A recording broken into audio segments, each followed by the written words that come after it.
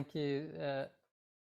Yes, thank you so much, Colin and team. It was a really interesting session. I'm going to look at it and read all the questions too.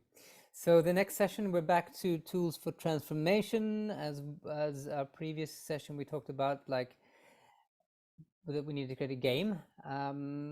Probably the best way to move into a new state, because that's the most playful way to do it. And luckily, we have that very topic coming up. Alexander will be our host and coordinator. I'll do my best to add thoughtful commentary in the background. And we have Janice Hall, can give us a wave, Sheri Herndon, and Uri here. Hello, Uri. Also from Bama Maps, who are going to join the discussion. But I think I'm going to pass it over to you, Alexander, and I shall be here. Awesome. Thank you, Tim, and thanks everyone for being here. This is connecting so beautifully with what we were just talking about as well, and throughout the Connectathon, because we were just talking about, in a way, sort of the games we play also in terms of the incentives for playing the game of life. And actually, that's kind of what we're going to be exploring in this hour. And it's kind of cool also that we have the meta host for the session, which is Tim. Then there's me as a host for the session. And then there's like the hosts for the individual games that we're going to be talking about. So like the layers. So it's absolutely cool. So let me put a little bit of a framing on this, because what we want to be exploring with you during this session is something that came up actually in the late 1900s. I like referring to it like that because it's like I used to be living then. But okay, in the late 1900s, James Carse wrote this awesome book called Finite and Infinite Games. And he distinguished between the finite games that we play, like if you play chess or you play, rugby, or you play, any game that has a goal, soccer or football, whatever. It has a goal, and then you play the game, and then it's over, and then somebody wins and somebody loses, or maybe they're ties, or maybe it's a non-competitive game. It's still non-competitive game, still a game. So those are games with finite games. But he also talked about infinite games. He said the whole life can be divided into finite and infinite games. The infinite game is the game of life. The infinite game is the game we play. There are many infinite games. It's not just one infinite game, but the game is that we have an ongoing conversation. Relationships can be infinite games, especially in the family or in places that we just are want to stay connected with. So these are infinite games. So finite and infinite games, this relationship between the two is kind of what we're going to be exploring for the rest of our time here together, the next 50 minutes. We have a discussion around gamification and its potential to shape our culture and our world in beneficial ways. So in this context, we're going to be looking at a couple of things. The main case that we're going to be looking at is a game that's being developed.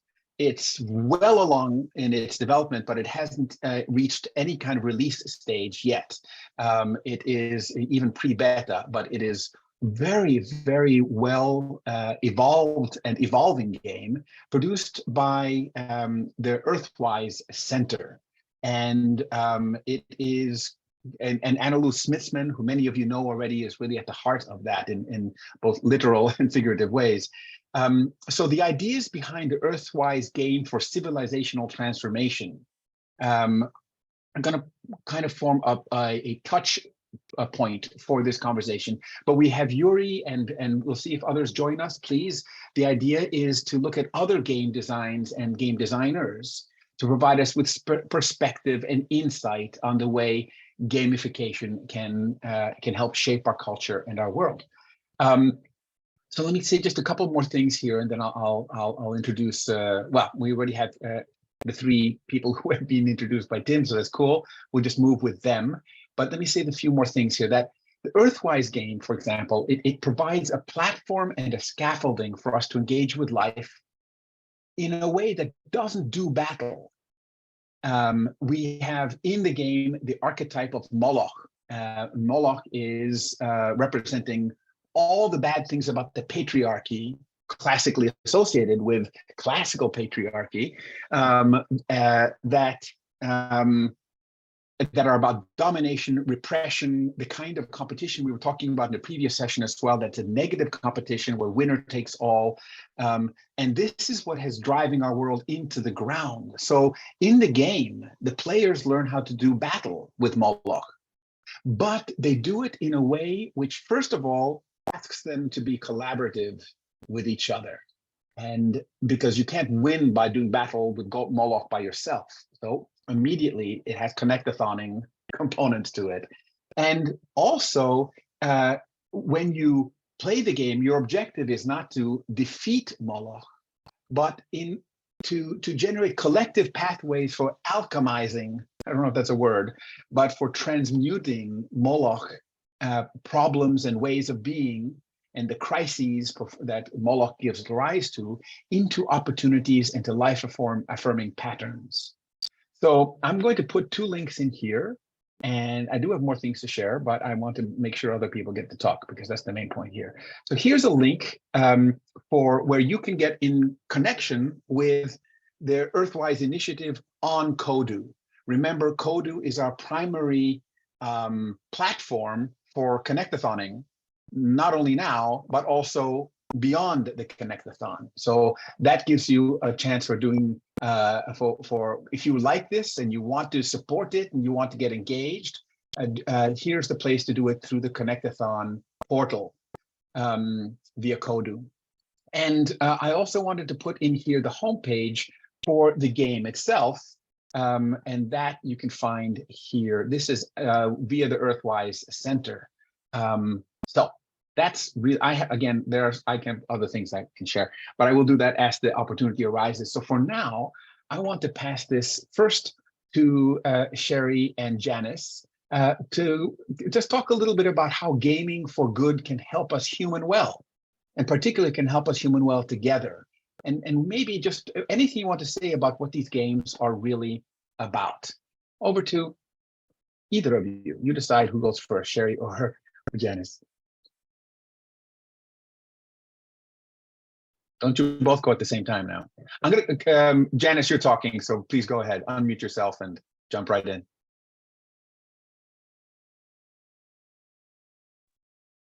Sorry, I thought that Sheri was moderating it, so that's why I wasn't ready to go first. Sheri, would you like to go first? Well, I'm just here. I'll just set the stage a little bit. Personally, I am a social alchemist, a planetary activist, and a synergistic culture and business ecosystem designer. So as also an evolutionary pattern weaver, and as Anna Luz calls me, also a new paradigm storyteller. As a business system ecosystem designer, this game really got my interest. I'm not a gamer, but it is helping. This is a game that helps to give people a pathway to design a vital and healthy ecosystem for their life and the lives of everyone around them, because it's an interdependent, interrelationship game. And the games we play now are really ones that sacrifice long-term well-being for a short-term individual gain. So what we get to do here is we learn to create systems and capacities for collective thriving, regeneration, and co-creation. So you win when everybody wins. So it's the opposite of the dissolving paradigm of win-lose. And there was a question in the chat a little bit ago about how we unseat the 1%, I don't know the exact terms, the 1% money that are really controlling this. But it's about changing our consciousness from the ground up. And then they will automatically dissolve because there won't be a place for them to play their game.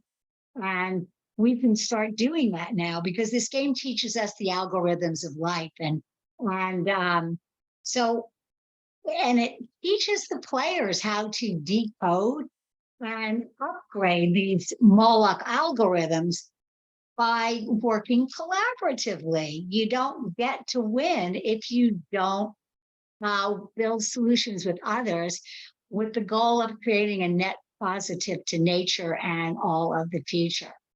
So it's really a quest for all of us to tap into our future human selves and be a vision keeper. That's my hashtag, a vision keeper. And I sort of imagine the vision keeper as one who sees the world that they want to see, a thriving, livable, beautiful, harmonious, peaceful, creative world. That's some of the things that I see.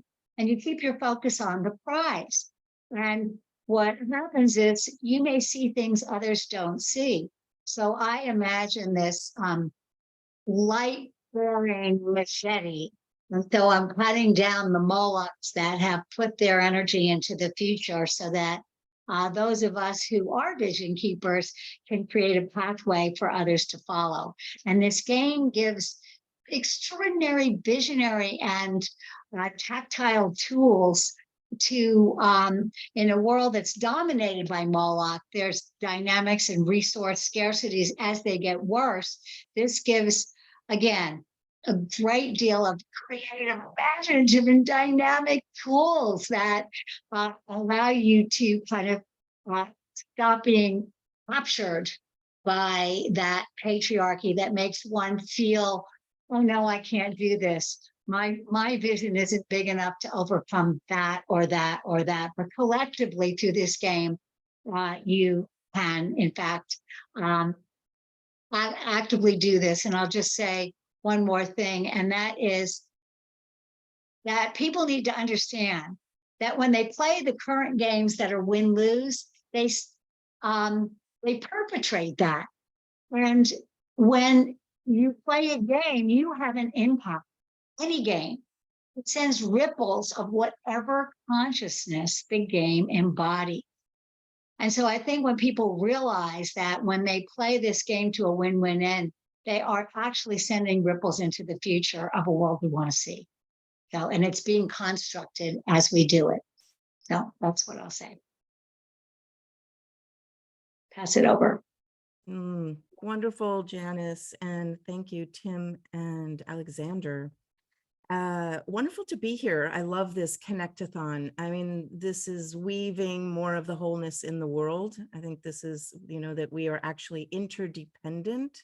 So the win-lose dynamic in the world, it's what kind of put us at that existential brink that we're at. And in many ways, I loved that Alexander kind of already set the context for this dynamic between an infinite game and a finite game. And I've been loving that book for a long time as well. I'm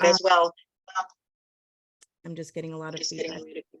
Janice, can you mute? I don't know if you're muted. Yeah, thank you. And so that we don't always know that we're playing the game, even in our circles of evolutionaries and progressives and visionaries and regenerators and all the words that can speak about those, agents, change agents in the world. We slip into unconscious patterns. And in some ways, we kind of keep the subtle energies, the causal field of these games going on. And what I love about the Earthwise game, and I've been deep in the Earthwise community for a number of years now, and the Constitution, I love how that compass and this like deeper principles of life, the wholeness of life. I consider myself a wholeness coder as well as a new paradigm storyteller. And that wholeness is really the largest context that we're sitting in. And right now on the planet, just statistically, there's like 3 billion people who play games. Okay, so we actually all play games, but we don't really think of it. But the gaming environment, 3 billion people, whoa. How many of those, and 60% are young people. Okay, so if that's what we're doing, and we've got kind of this timeline of we better figure out what we're going to do together and how we're going to do it, we need to cooperate better. Where are the spaces in which there's a community of practice, a context of like a game dynamic that people can actually play, like Einstein said, create or actually it was Buckminster Fuller on this one, don't fight the existing system, create a new one that makes the old one obsolete. So this game is basically kind of like Alexander named that. It's like, you're not fighting against Moloch, you're going to transform and alchemize Moloch, because Moloch is actually within all of us. You know, these are this, like, some people have called it like this, the selfishness from within people, or it's the shadow frequency, or it's the victim consciousness. Richard Rudd speaks about that we're shifting from, the big shift on the planet is from victim consciousness to creator. And this game embeds both of those dynamics in there.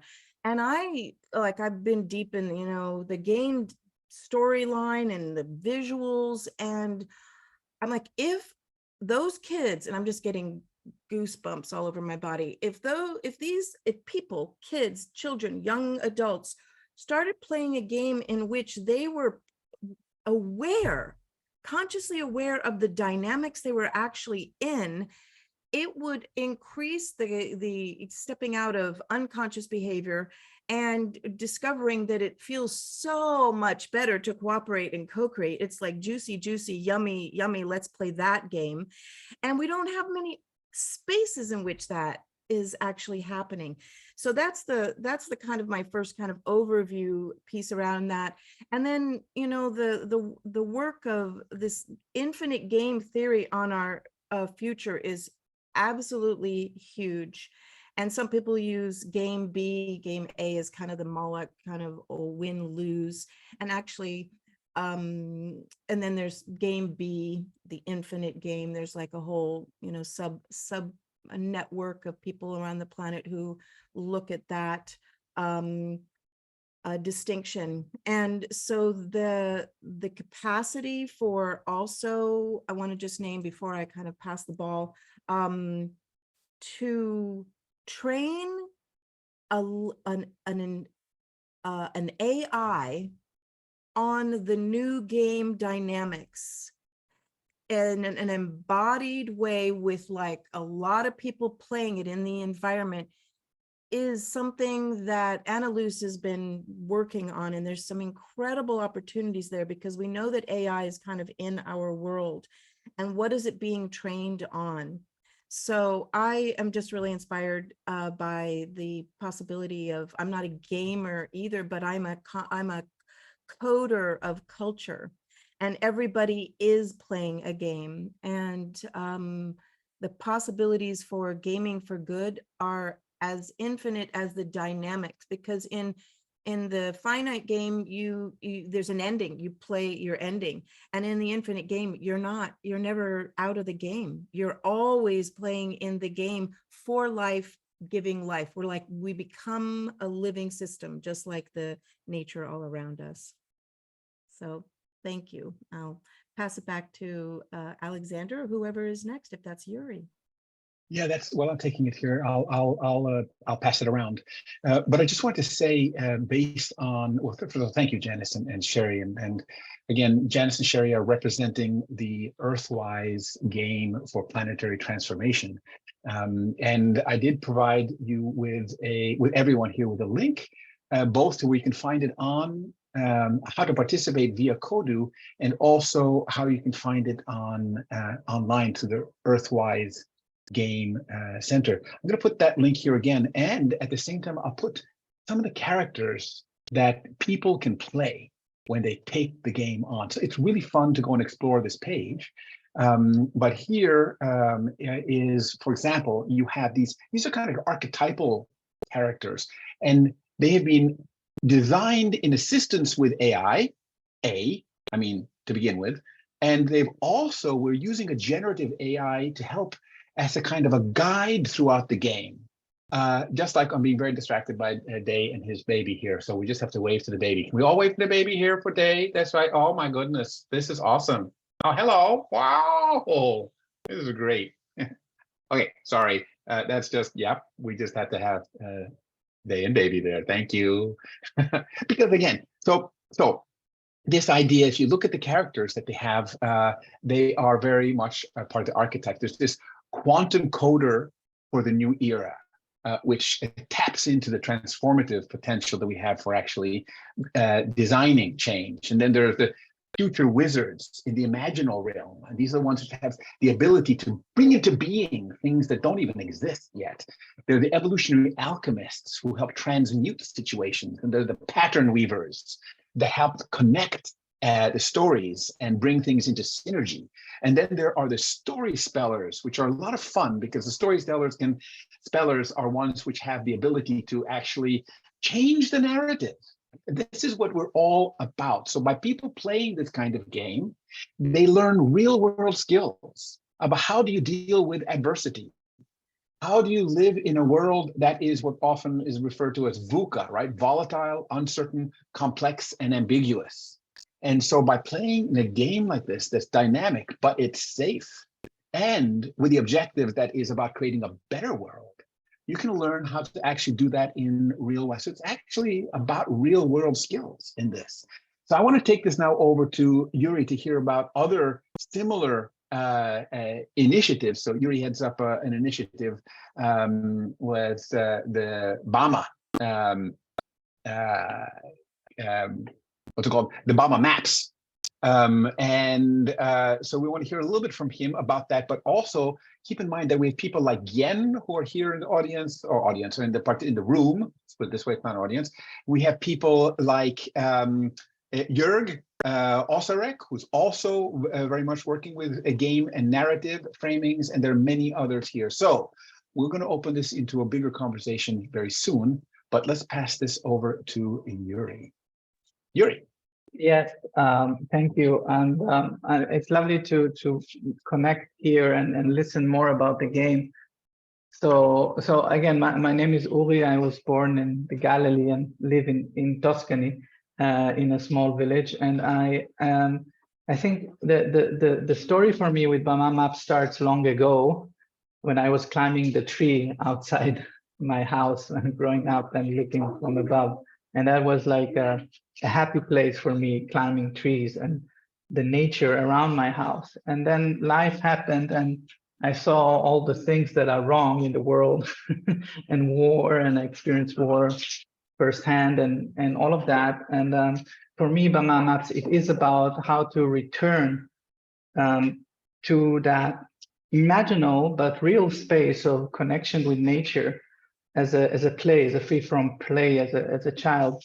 And this story went through different stages. Actually, as I'm hearing about the game Wise, I'm considering that in 2016, I started to work on a game that didn't really have a name, but it was based on dragon dreaming, and it had archetypes that are not so unlike some of these archetypes. And I designed a few board game prototypes and card games, not a computer game, but different prototypes of board games. It was really about collaboration, and through these different archetypes, how they collaborate and they need to open those gates and they have dragons and keys.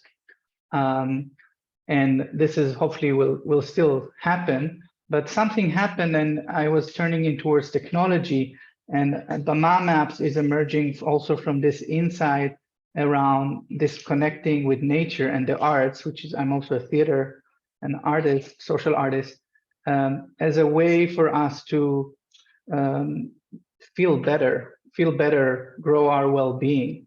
So I consider some of those insights around that everything is a game, like we're playing a game, like there was a session around economy just before that. So our money system is a gamified approach, and a lot of the technological platforms we use are gamified. Facebook is a gamified platform. It has you collect likes and comments and followers, and it has very definitive game-like features. So BAMA Maps is not necessarily a game right now, but it is a gamified experience in which we see what it would be like to build a game which is about connecting with nature and others and self as a baseline. So to helping people pause and connect with nature and create a sort of open world, let's say, game. So there's different kind of games, and I was doing this online course with the guy that created SimCity. Just his name escapes me, but he was talking about how creating games and open world games and how, it's really about how you prototype, so creating different prototypes that you scale over them.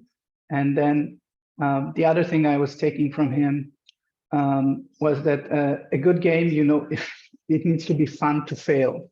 So when you make a mistake, it needs to be a fun thing, so and I'm thinking about again feedback, how games are actually connected with feedback loops, the small feedback loops that enter into our lives, and how do we create feedback loops that encourage a sort of rewiring, I would say, because that's exactly what we're talking about, a rewiring of humanity to I would say pause and connect, but there are more things, and like collaboration and so on. They're all behavioral rewiring we need to do. But on Bamamat, we're really focusing on connecting with nature and practices of reconnection and quests of reconnection.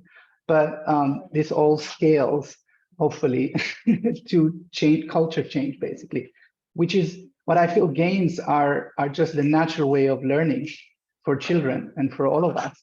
And the kind of radical cultural behavior change that we are up front without games, I don't think that's feasible. It's the only way forward. So it's a game, but it's a very serious game to change our behavior. Awesome, Yuri. We were talking a little bit earlier in one of the other sessions about having serious fun. Sheri, I'll get to you in just a sec here. But this idea of serious fun that we are playing, but this is about life after all. So we need to do it in a way that is fun. And this is where a friend of mine, actually a colleague, talks about having a meaning fun experience, not just meaningful, but meaning fun, a meaning fun experience. I love that. And how we can have meaning fun experiences together. I mean, I think this is really part of what we're doing here. Sheri, before I pass it to you, I want to just check one thing here with Yuri. Yuri, can you maybe tell us a little bit more about why it's called Bama Maps, and tell us a little bit more about the game itself, what you find to be like the meaning fun experience of it. Yeah, so thank you for asking about the name. So it actually comes from a little bit from Japanese. So there are two words. There are many words for space in Japanese, but there are ba and ma are two different words for space. And ma is a very favorite word of my teacher, Arawana Hayashi, from the President Institute, which is the empty space or the pauses. So it's a very Japanese Zen term of negative space, but that creates a sense. So, if you think about Japanese gardens or Zen, there is a lot of space for the empty space. And it's that not knowing, that space that we really investigate in social presence in theater, which is one of my practices. And ba, at least by a Japanese scholar, and it's a knowledge space. And that has been connected also with the internet about creating knowledge. That's a space of shared knowing. So ba and ma is both the knowing from the not knowing, or knowing from the empty space. Also conveniently in Hebrew, bama is stage, but not only stage, but also elevated place, or the place of happening. So bama is also the space of happening. And maps are, maybe it's obvious, but maps are a technology of putting awareness in a spatial pattern. And there is a map, or there are maps in the game. The game is about mapping, and you can imagine it as a combination of Google Maps, Pokemon Go, and Headspace in nature. So it's a way to create quests for people to connect with nature in their own surrounding, and there are people that might be creating those quests. So facilitating that, and people that are attending those quests. And it's an open system that we're still developing. We're going to launch the crowdfunding for creating our beta. And we have a great team, among them here, Ferial, that is also a big part of this day, who is the co-director, and and different people from different parts of the world. But yeah, there is a lot of, I would say, also, I would say, because it's an open system, what the game would be will really depend on it's a creator's platform. So it's a place for infinite games, and it's the people that will be creating the games.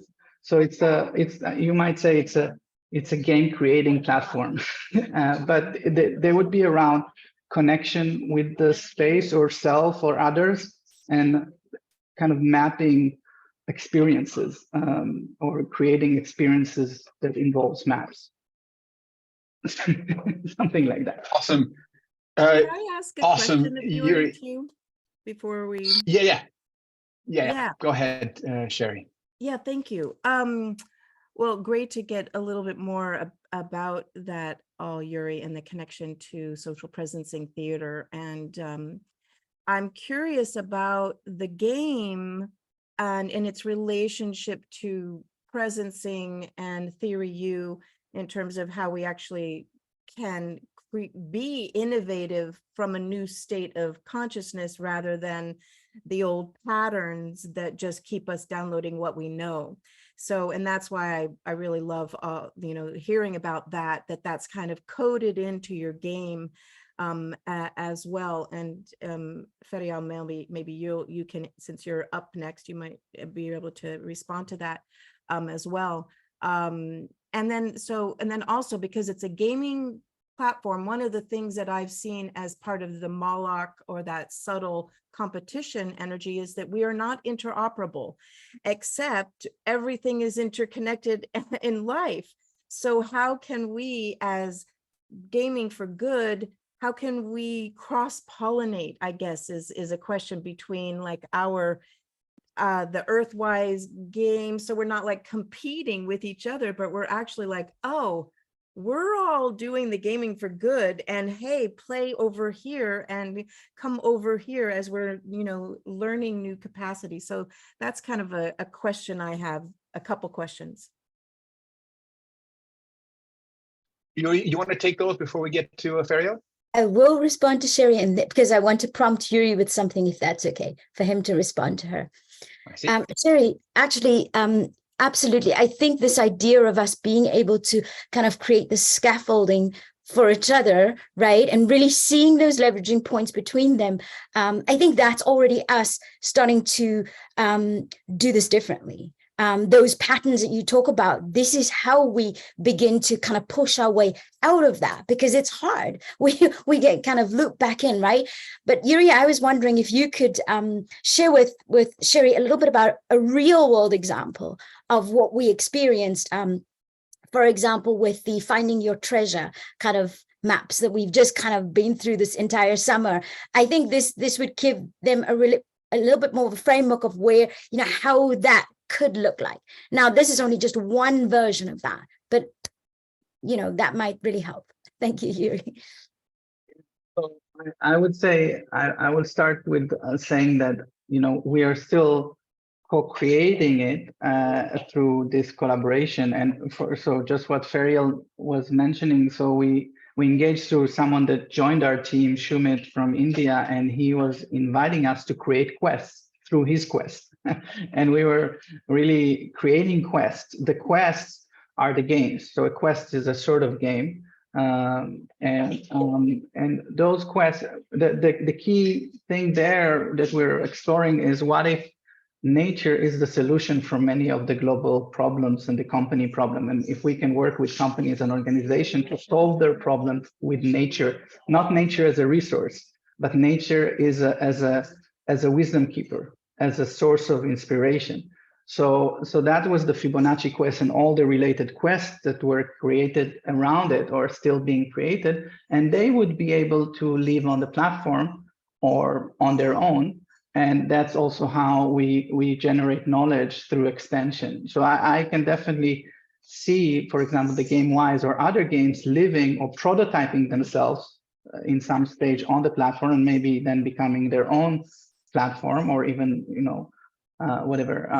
duplicating some aspects and creating new parts.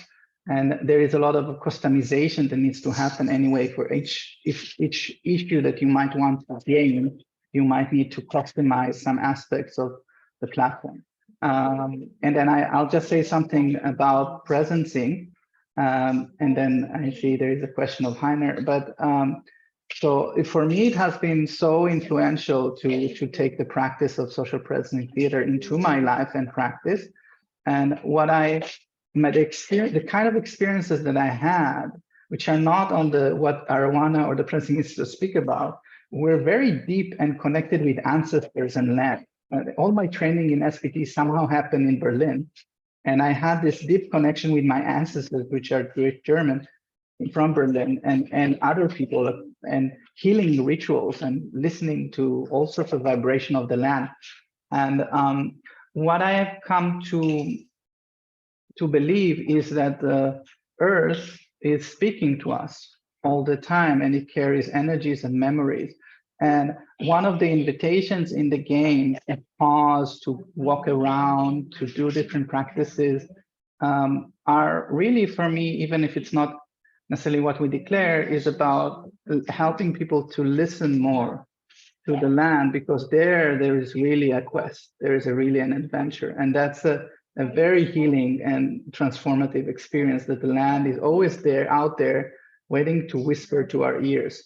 So, and this is the pause, the presencing moment, where we allow something that we have managed to close out of our systems from our blah, blah, blah, blah, blah, blah, blah.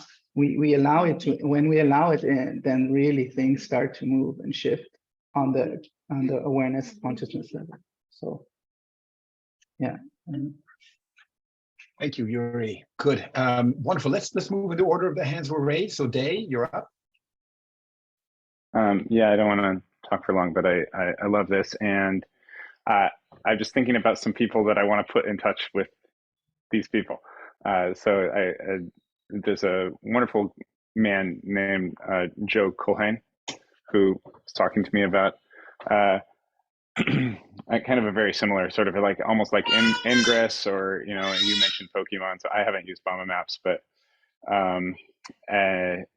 and then another woman, Tila, in Portland, Oregon, doing a thing called Feo Cascadia. And in both cases, like what they are is ways of gamifying, getting people out into their real physical environment and connecting with, on the one hand, in the latter case, their communities and their public places, and on the other hand, with the natural world as kind of from an animist perspective, like meeting these other beings, meeting this tree, meeting this, and so anyway, I think there's a lot of potential here, a lot of value, and I'd love to, after the session, weave together with some of the other people that are working on pieces of this, and maybe you'll work together. Awesome. So I'm going to pass this now over to Heiner, and while we listen to Heiner, I'm going to put into also the chat again the link to connect, at least here, with the Earthwise via Kodu, so that we can continue exactly as you're saying, Day. That might be a way also, Uri, to enter into a community chat about these kind of things that we're just talking about. Continue the conversation on Kodu. So I'll put the link in here, but in the meantime, over to you, Heiner. Uri, you are bringing a deep chord of resonance in me into space. I looked into the Ba and the Ma, and I've seen it with the Chinese, with the Japanese, and even with the Indian tradition, who were always saying it's the full space and the empty space. And so it comes back to what I often discussed with Alexander already. How are we communicating? Are we communicating through systems or through shared models? And if we consider space extensional with inbuilt extensional models we can negotiate, then we are what my professional father in traditional town planning or rhythmical measurement schemes and world building cultures was working on, how to go beyond the boundaries of right and wrong, black and white. And so in traditional Chinese town planning, he found out, read it in the book Magic Square, that they have corridors, because the grids or scaffoldings, which were just mentioning, were considered as male and female, or ma and ba scaffoldings. So you don't have boundaries anymore. You have fields which are overlapping. And consider that in 3D, like a QR code in 3D, then you can see what the human potential is ready and cannot be matched in a alphanumeric AI soup. Excuse me, I was talking too much. I know that's a very rich and perfect, not at all talking too much. Thank you so much for your rich and informative and inspiring contribution. I'll pass this over to Ferial. Oh, sorry. I just wanted to say about the masculine and the feminine, that it is an important point of my understanding of Ba and Ma, as Ba being masculine and Ma being feminine, and the necessity of the two to come together in a way in order to create a meaningful experience or a knowledge community or anything, basically. I just wanted to say thank you for what you shared, because it really is about that kind of bringing together, because it's like you're not trying to create something, it is being created through you. And I think the Bama maps, why it is so beautiful, for example, to be connecting into the game of life and all the other things we kind of conceiving here, is because in designing the game of life, in designing everything else, we play. So we're actually creating it from the very space that we're asking others to go to. You know, the old thing of you cannot take someone anywhere you haven't been. You know, so it's that thing of actually the embodiment of we're playing, we're doing this in how we're creating, because then it's not about a cerebral exercise that we're doing. It's coming from the very beingness of who we are and the interconnectedness with everything. And this is why one of the reasons they've coupled things like the idea of nature, but also of theater. And to be honest, we use theater, but you could use other aspects of creativity really to kind of bring that out, but allowing us to get out of that loop that we keep getting dragged back into of strategy and actually observing nature and going, what does it say?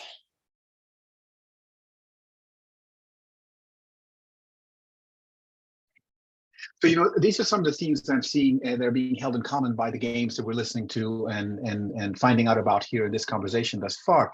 You know, the way this is really in reference to and learning the language of nature. It's actually the game that nature and the cosmos have been playing since time immemorial. And it's that game, that infinite game. Indeed, in the Earthwise game, for example, there's the tree of life is the central component of the game as well, out of which you can source your knowledge, but you have to connect with this. So it's really indeed about this kind of connecting. I'm going to put here into the chat just some of those principles. This comes from the Earthwise framing, but again, I think from what we're hearing about the Bama maps, very much also part of these principles to create safe. Now, this is not necessarily in all of these frames, but we're also looking at how to create a safe and benevolent artificial intelligences that are designed and trained to assist humanity in shifting this existential crisis. So here we're not looking so much at AI just as artificial intelligence, but as augmented intelligence. This also means that through this ways, we can transform the Moloch game dynamics of the systems and institutions that are driving our world to collapse. So again, you're practicing and playing a game, but it's about our real world challenges.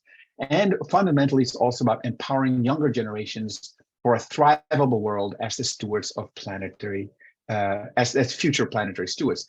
So again, gaming for good. This is really where we're going with this. You're just before I turn to you, and it's great. Thank you for also coming in and sharing with us. Let me make one comment and question to Uri also. I'm very glad. I somehow thought that maybe this was Obama maps, but okay, fine, it's not. It's Obama. Good. I'm not clear about that.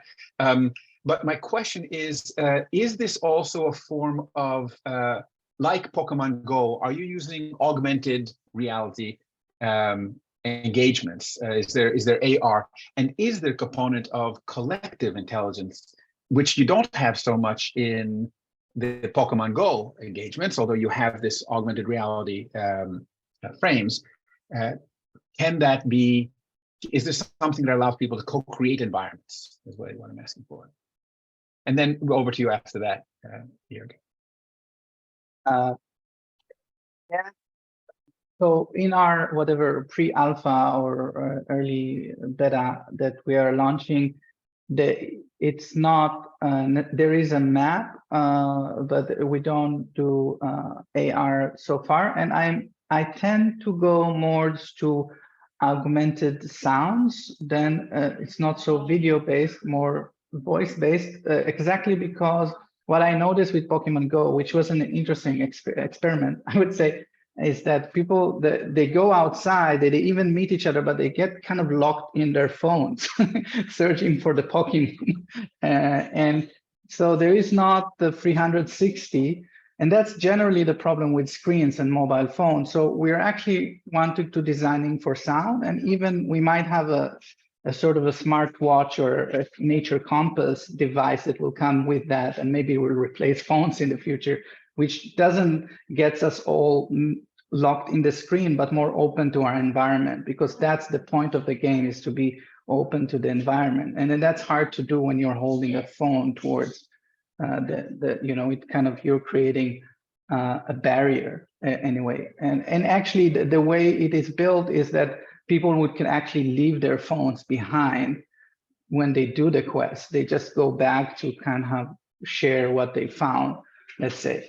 So so that's different. But I do think that what you're talking about, I hear suggesting, and I've been thinking about how can we help communities build the future in AR, and I think there is a potential for that. I don't see it right now as a feature we'll put there, but I think that's interesting. And in a way, one of the early ideas for products was a dream mapping. So for an area that was hit by an earthquake in Italy, and they developed some part of the idea, but not fully, in which they kind of map what was before the earthquake and the dreams for after the earthquake. So they map the dreams of the community, or what the things that, so there is a element of kind of co-designing the future or the past through some kind of putting science, virtual science, on the real landscape, and then those mile moments, or they become references or knowledge spaces where another user could connect with. It makes sense. It makes awesome sense. Wow, the potential for that. So I'm going to take these last two here, Jörg and Andy. We have about 5 minutes, a little bit more perhaps, but then we're going to have to wrap up. So Jörg? Yeah, thank you. So interesting. It was luck that I tuned in at that time, but maybe it was also foreseen, whatever. So Alexander, I shared with you something I am working on, and I'm working on I started it as a travel guide for climate transformation. And then I had to talk with people, and they asked me, okay, what is your target group? And maybe it's gamers. We have the idea, and maybe it would be better to create a playbook. So I looked at that, and because I want to publish it this year, I saw, can I turn this complete thing into a playbook?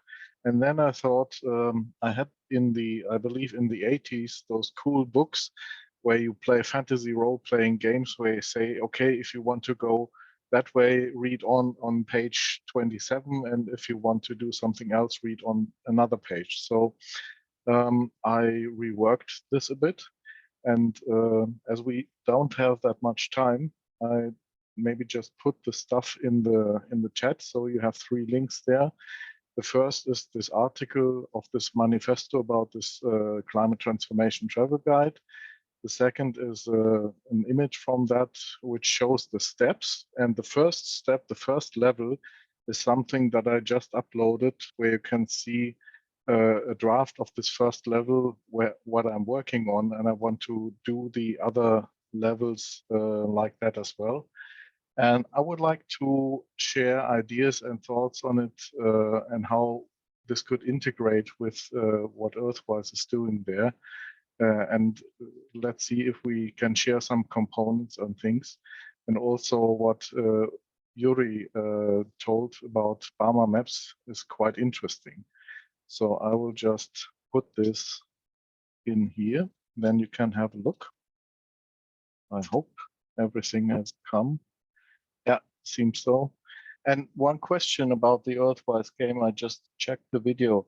Is it something that we would rather see like a computer game or computer game platform, or is it more going to be like a board game?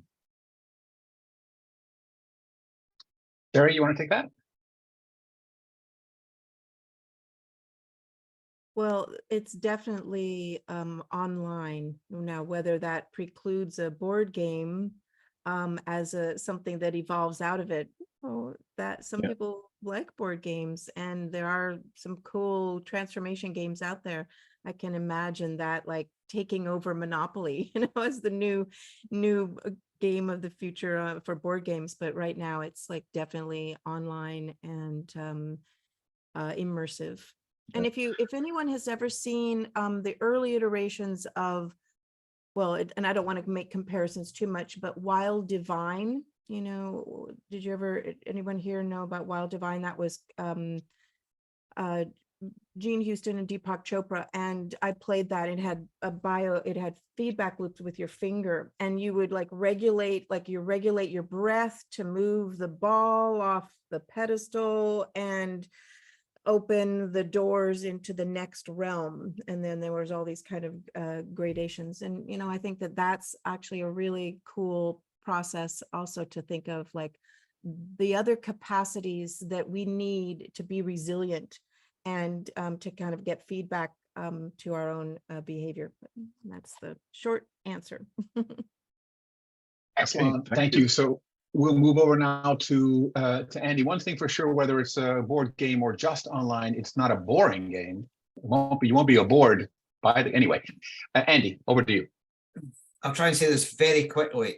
So first things, Alexander, thank you for saying something earlier, which is we are, doing this is actually doing it, because I've really been dipping in it and I'm really excited. And Uri, I've got to apologize to you. I did Gian's idea, stop, reset, go. I was on vacation, really busy, went on vacation. That was the stop. I've been given a week of reset, but in between that, I also did take out some people on what I call soul to soul walks, and just listening to you again, this idea, if we can find ways of getting people to walk and interact with outside, and they've got some sort of virtual guide, some AI guide, that because my experience of taking people out walking is when you take them into a different environment that's familiar, that they don't feel panicked, so if Americans come to Scotland, there's enough of a sort of change in the environment that they respond differently. If they just walk in their hometown, they wouldn't have the same response, but it's still similar enough that they don't feel really uncomfortable.